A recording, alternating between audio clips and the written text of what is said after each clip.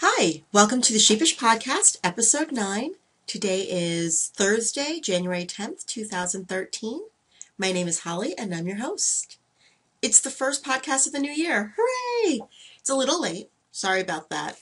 I wasn't feeling well earlier this week, and then just trying to find some quiet time to record. Yeah, that's kind of hard to do. So, here I am recording. You'll notice I'm in a slightly different spot, closer to where I first started recording, but not exactly, excuse me. It is 9:45 in the morning, and where I normally sit, you guys have seen that window that's behind there. Well, today the sun's especially bright, and I couldn't get the shadows off of my face to save my life, so I decided to move. Enjoy the move. Anyway, just a warning, I'm going off of this without show notes because there's not a lot to show this week, so it may be a shorter podcast, we'll see. But let's go ahead and get started. The only notes I have are our new members this week. We are up to 82 members in the group. That is awesome. We're closer to that 100, so once we hit 100, I will draw for some yarn, and I will give some of that away. But let's welcome to the group Chris from California, Gail from West Virginia, Mary Love from PA, Julie from Surrey in the UK, Tian, I'm hoping I'm saying that correctly, from Massachusetts, Fee from Cheltenham in the UK, Brykonjen, and I know I said that wrong, I'm so sorry, from Amsterdam in the Netherlands, Irene from Baldwin Park, Chonita from Texas, Jerry from Texas, Mary from Wisconsin, Jenny from North Carolina, Andrea from Ontario, Canada, and Kathy from California. So welcome to everybody new in the group. I hope you're taking time to introduce yourself. I know a couple of you have. I really do. I haven't been as active in the last week because work's been nuts. But I really do enjoy seeing you guys introduce yourselves. And I will get back in that group hopefully later today, just simply because work's going to be a little slower today. Hopefully. Anyways, let's go ahead and get started with the current roster. What's currently on the needles? And sorry for the shaking if there's any. I'm in a different spot, so I don't have as many places to tuck things. First up on the needles is an older project. You guys should recognize it. I wasn't going to show it because there really hasn't been a lot of progress on it, but it's pretty. So the Celia pullover. I still have not joined in the round because I've only gotten about a couple more increases done. And that's mostly because I just haven't been able to work on it this week. Shortly after podcasting last week, I heard from my LYS, and I do finishing for my LYS, and that somebody had brought in a sweater that needed to be finished. So I've been working on that. I've also been working on another project, but I'll go into that in a sec. But this is done out of the Mad Tosh Twisty K that I got in the Magnolia Society Sweater Club. It's gorgeous. I'm not going to have this done by the next shipment, but I am not going to start projects for the next shipment until I get this done or decide that it needs to go into hibernation. I'm giving myself that out. I'm not crazy. Excuse me, I'm a little stuffy today. Like I said, I haven't been feeling all that well. Oh, sorry for the shaking. I haven't been feeling all that well, but I decided I needed to podcast. It's been too long. Plus, I was feeling a little weird not podcasting. Anyway, on a tangent. So next up on the needles is something you guys haven't seen before. And if you guys are local, you know my LYS Fiberspace and that I teach there. Well, they're having a knit along this January. I started late, so it's probably not going to actually get done in January, but B, I'm doing finishing work and I'm teaching and work's crazy, so it's probably not going to get done this January. However, I am knitting. I've joined in their knit along for the Celestarium shawl. This is what I've got. Let's see if I can get this up close. You can see that there are beads, that it's a beaded shawl, and it's got eyelets, and I don't know if you guys know this shawl. This is from Twist Collective. Sorry for any shaking. Sorry. Let's see if I can find a good picture of it, because they've got some really good pictures. Let's see if I can get that to focus. There we go. Basically, it's a shawl that's got constellations from the North Pole. So you're looking down from the North Pole, which is the center bead. Oops. Let me put that down on the ground. But yeah, the North Pole is this center bead here. Whoops. Let's see if I can get this to focus. It really doesn't want to focus today. All right, well, you can see that center bead. And then you've got constellations going out from that. And so you can kind of see the ridges from where I did all the increases. But yeah, this is actually, well, up to this point, has worked up fairly quickly. It has got a number of charts. I am starting on the chart E charts, and there are 4 charts for chart E. So every one of these little sections. It's not a hard shawl at all. It just takes some patience, and if you've never beaded, that's a little bit of a learning curve. But there are a number of different ways to bead. The pattern recommends using a really small crochet hook. I am actually using, again, sorry, there's lots of shaking. I'm sorry.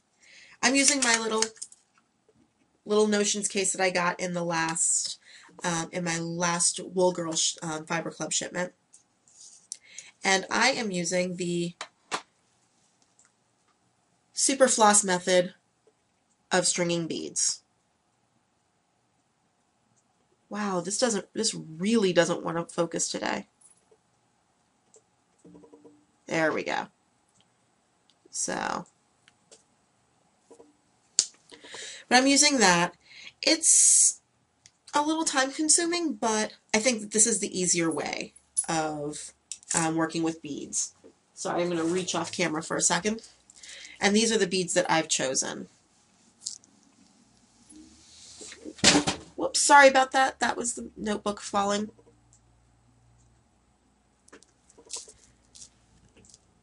They're lovely. I like working with these. These are a much better match than I thought. Actually, let me go ahead. Bad podcaster. I am using Skein's Top Draw Sock, which is their 100% BFL in the pearl colorway. And so it's like a bluish gray. As a friend put it, it's like a misty sky. And I was really focused on it being sky-like somehow. So it's a misty gray-blue. You've got some shocks of darker gray in here. I don't know if it'll show up. Come on, focus. Focus. There we go. So you've got a little bit of darker in here. There are splotches, like very pale splotches of color. So there's been some yellow. Actually, I don't know if this will show up, but so like right in here, you see that it's got like a little bit of a yellowy brown. And you find that like there's some pink in some of them, a little bit of purple, and that's perfect. It's what I wanted. But when I chose those beads, in the tube, they look a lot darker than the yarn. On the yarn, they match pretty darn well. Which isn't a bad thing. They're just slightly darker, and I like it. So I'm going forward with it. I'm not going to bother trying to find beads that work better. But that is the Celestarium shawl, and that is by, excuse me while I pick up the pattern, because I want to be able to give you who it's by Audrey Nicklin. And it's available on Twist Collective. You can actually get it on Ravelry and have it and buy it through Ravelry and get it in your queue, which is what I did. And as you can see, and I'm going to show this to you far away, this has been my method of charting because nothing else is working. So I go through one chart, highlight, go through the second chart, highlight, go through, until the chart's completely highlighted. That's what's working for me right now. We'll see if anything else works. I mean, I have highlighter tape. I've got 20 other things, but nothing seems to be working visually other than using a highlighter. So I'm going old school on that. I'm loving it, but it's at a standstill because I'm now at 4 charts instead of 2. And I've just been I've been crazy at work. And I really need to get that sweater finished, the finishing job that I'm working on finished. So yeah, that is the current roster. Nothing's on the alumni roster. I haven't had a chance to finish anything because I've been working on these 2 things. Let's see, what else? There's nothing, I haven't made any progress on stick handling. I keep meaning to set aside time every night to do some spinning on the fiber that's coming out super chunky, and I just haven't had a chance to. I want to finish that before I start any new fiber on the smaller spindle. It's just a weird thing for me. So I'm going to work on that this week, hopefully. I've been really good with scouting. I've been really good at no yarn buying. Well, except for the skein top draw. But that was purchased with a purpose, so that's following one of my 2013 goals of purchasing yarn with a purpose, or just being more purposeful with my purchasing. So yeah, and hopefully I can get back to the shawl and I can get that done by the end of the month, but really I'm giving myself till mid-February, and hopefully it'll be done and off the needles and I'll be wearing it. So yeah, I told you guys it was going to be a shorter show. So let's go ahead and go to what's making me happy this week. Yeah, you guys should know. Oh, before I get started with that, thank you, Emily, for the shout out on your podcast, because I gave you a shout out on mine, on Holding the Sticks. I know that I had a small influx of new members, which is awesome. So welcome. But thanks so much.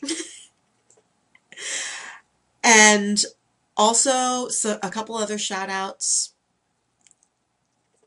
Dawn from Wolf Farms ages ago, and I am so sorry, Dawn, if you're seeing this.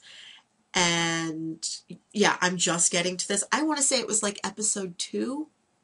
She gave me a shout out on her podcast, so thank you so much. I have been on your website, and I have earmarked a ton of stuff that I want to get because I love the natural stuff, the natural health and beauty stuff. But yeah, thank you so much. I know that there have been a couple of others. Katie from Knitting on the Fly gave me a very quick shout out a couple of episodes ago, saying that she was watching. So hi. Yeah, it tickles me to see that other podcasters are watching. I don't know why, because knitters, crocheters, spinners in general are good people. Podcasters are good people. I don't know why it would surprise me, but it does. So thank you. Thank you guys very much for watching and for giving me a shout out on your podcasts. When I heard Katie's shout out, I was going through a backlog, and when I heard Katie's shout out really quickly, I squeed. It was 1 in the morning. I squeed. I scared George. Yeah. But anyways, so let's get to what else is making me happy this week. The lockout is over. Yay! I woke up Sunday morning, and I went on Facebook and I started, going through my timeline, as you do, and I started seeing a couple posts referring to that, yay, hockey's back, but let's go ahead and boycott the home games and just give our business to all of the restaurants and such in the area around the arena. And I got a little confused because I knew that they were talking, but I didn't realize that it was that close. And so I immediately went to NHL.com and I saw that there was a tentative agreement for the CBA, and I squealed. I actually was going to wear my jersey this episode, but since I'm recording this right before going to work, I decided not to, but you will be seeing the jersey pop up in a few other episodes. But yeah, so I squealed. I was very, very happy seeing Twitter explode with all of the players from all different teams getting retweeted and saying how happy they were that it was over and that they could get back on the ice and do what they loved. Players from overseas who were like, I'm getting on the next flight and going home. Yeah, it's awesome. It's an awesome feeling to have it back. Hearing players and their stories. Apparently one of our forwards, Marcus Johansson, was playing in Sweden and was on the team bus heading to a game. Luckily, they weren't that far away from the arena or from their practice. Yeah. And got the news while on the bus, and they pulled over in a gas station, and he and his bags were off the bus at the gas station, and he was getting back so he could come back to DC. Heart. Seeing our boys come home is awesome. Yeah, I'm still mad. I mean, I'm still mad at the fact that they locked us out for a good portion of our season. I will not forget that. I'm still very mad at Gary Bettman, who was the one who did the lockout. I'm mad at Donald Fair, who is the players' representative in all of the negotiations. We came very close to coming up with an agreement a month ago. Yeah, something like that. And then Bettman and Fair came in and it all went to crap. Sorry, that's just, yeah. On Sunday night, I think Sunday night, fans started getting apology emails or just statements from their teams thanking them for understanding blah, blah, blah. In some cases, there were actual apologies. I'm not a Pens fan, but I do know that the email that went out to Pens fans from Mario Lemieux had a sincere apology in it. I wasn't so happy with mine. This is going to give you a little bit of Washington Capitals. This is going to be Capital-centric. But hang in. Hang in there, or if you'd like to go ahead. It's fine.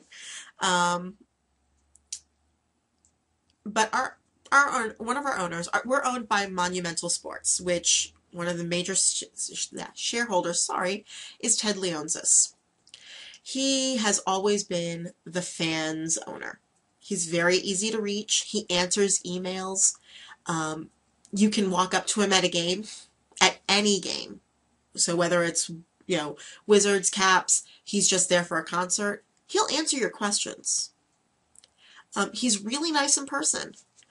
And we've always, felt that he was on our side. There are rumors going around, and I think most cities probably have this rumor going around, but there are rumors going around that there were owners in the bargaining agreements or in the bargaining sessions who were being really, really vigilant and not wanting to come back until their terms were met. One of the rumors is that our owner, that Ted Leonsis, was one of them. That makes me really mad if he was. I mean, it's sad. He's always been the people's owner. And to hear that he did that there was a possibility that he did that makes me really sad. I mean, yeah, I'm mad too, but especially when, part of what's on what the agreement was about were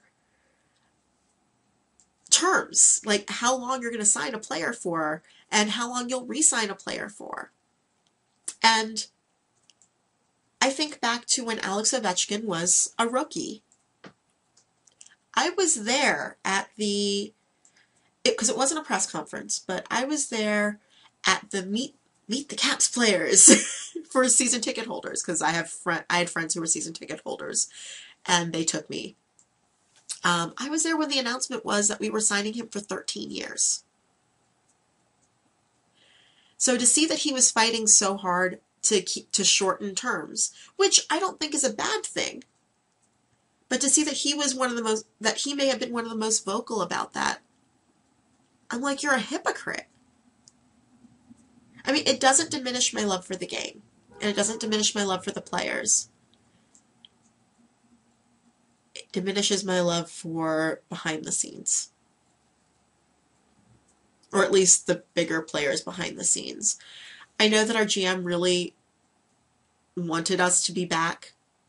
I know the team player that the team wanted to be back. I know that our brand new coach wanted to be back.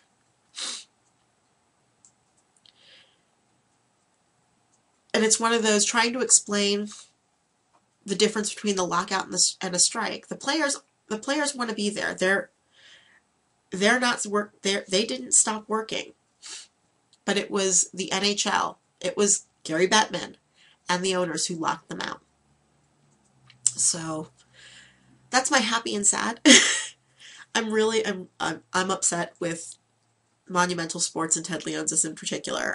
We got an email. Our email basically said, "Thank you so much for your understanding and patience in this time." We didn't get we're really sorry this happened. We've been getting that from the players. If you're on Twitter and following any of the players, we're getting that from the players. But it was one of those, just, thanks for understanding. Well, no, we don't understand why you did this, because we could have been playing this entire time. But anyways, I'm going off on a tangent, and I mean, it's a tangent I meant to go off on, but so yeah, hockey's back. I'm happy. Puck drop is supposed to be January 19th. At least that's the most current rumor, and I think it's been confirmed. So 9 days. 9 days away. And the most recent rumor I heard was that the season, or the final Stanley Cup game, would be played by June 28th, 2013. At least that's what I heard yesterday. Schedules have not been released yet. They're going to play, I believe it's a 48-game season. So basically it's a complete rush for the cup. It's anybody's game at this point. So yeah. Yeah, there's going to be lots of hockey in my future. I try to stay, when it comes to hockey, I try to stay unspoiled. So if I'm teaching a night that there's a game, or if I'm away, if I can't listen, I'm going to stay unspoiled and it's being recorded. And I will watch it that night. There's no waiting to watch. It'll be a little harder to do that. I no longer have XM, but the games are always streamed, or at least the radio announcements for the games are always streamed on the Washington Caps site. And I love our radio announcer. He used to call for the Bears, and he has seen a lot of these players develop from the AHL level to the NHL level, and he gets just as excited for the players as well as for the game and the fans, because he is a diehard fan. So, yay. And then when they're back on TV, I get to see two of my favorite commentators call games. I am not an NBC fan at all. I do not like their group of commentators. I will deal with some of them, but there's lots where I'm yelling at the TV and I'm yelling expletives at the TV at the commentators. Excuse me again, Stuffy. But my two favorite ones are local commentators. Craig Laughlin, who used to actually play for the Caps, and Joe Beninati. I love the passion that they both bring to the game. You're learning stuff when you watch them. They are diehard fans. They are enthusiastic. They love the game of hockey, but they love the Caps. And so it makes me happy to watch them. I know that other teams, fans of other teams get really annoyed at them because they're Caps fans. They're Caps fans, they're calling a home game or they're calling an away game.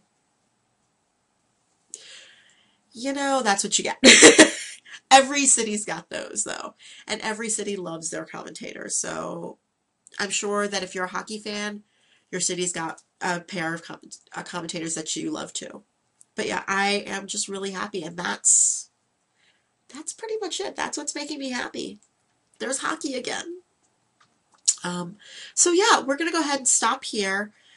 I think I went on a little longer than I thought, but I think it's still a shorter episode. If you'd like to reach me, I am on Ravelry as Knit Girl, spelled conventionally. I am on Twitter and on Plurk as Sheepish Podcast. And I've been a little quiet on both of those. You'll see an update for this, but I'm going to try and get better about that. And you can email me at sheepishpodcast@gmail.com. So thanks everybody for watching. If you're brand new, thanks for giving me a shot. And have a great week. Go hockey! Have a great week, everybody. Bye.